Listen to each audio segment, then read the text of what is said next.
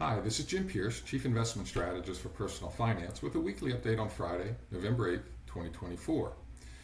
The two big events this week went as most folks on Wall Street hoped they would. Donald Trump decisively won the general election on Tuesday, and 2 days later the Fed reduced its policy rate by 25 basis points. By the time the stock market closed on Thursday, the S&P 500 index had gained 4.5% just since Monday's close. So here's a chart of the past month for the S&P 500. You can see at the end of October it was actually dipping down, treaded water for a few days, and then once the outcome of the election was known, you can see the jump. So if we kind of pull back here and look at it year to date, it's just continuing along that same line that started just about a year ago. If we go back to a year ago, by the way, you can just see a nice, for the most part, gradual, steady rise. Now, it's not so much the wizards on Wall Street are in full agreement with everything that Trump has said that he would do when it comes to the economy. They don't like the idea of an import tariff on Chinese goods, and they are concerned that a big tax cut might make the federal deficit even larger. However, they were more concerned about what might happen if Kamala Harris made good on her campaign promises to raise corporate tax rates and targeting unrealized capital gains for taxation.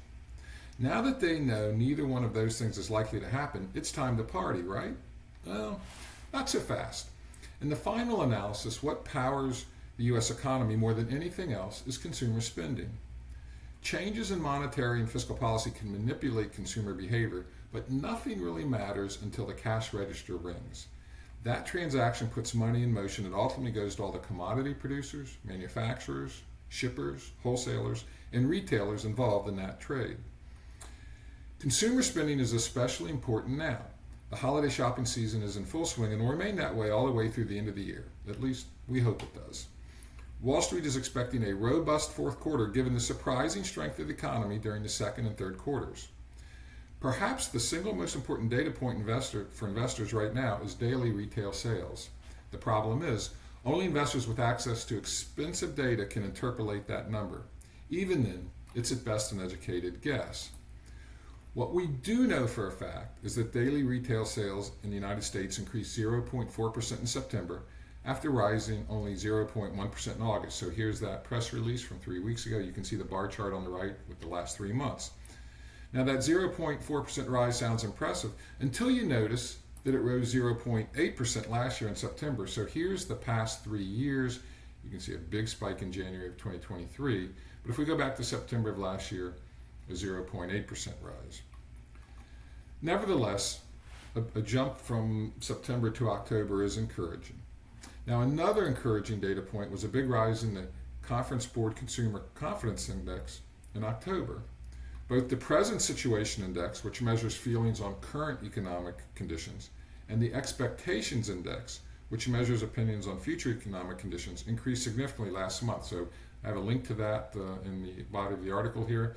So here are the two indexes: present situation, how do you feel things are going now? Expectations index, how do you think things are going to go soon? You can see the huge dive back here during COVID.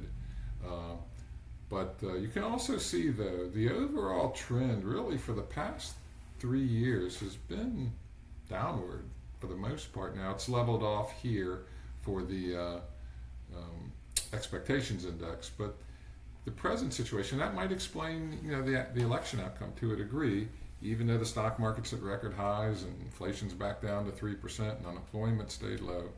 People just don't feel that good about the way things are right now economically. But the fact that it's rising now means that consumers are feeling confident about the economy, and so is Wall Street. That's wonderful, but it could create an overly optimistic environment for the stock market. Whatever changes in economic policy the new president has in store for the country won't become a reality until sometime next year and won't impact corporate earnings until the year after that. So a little patience is in order. That's this week's PF video update, and I look forward to talking to you in another week.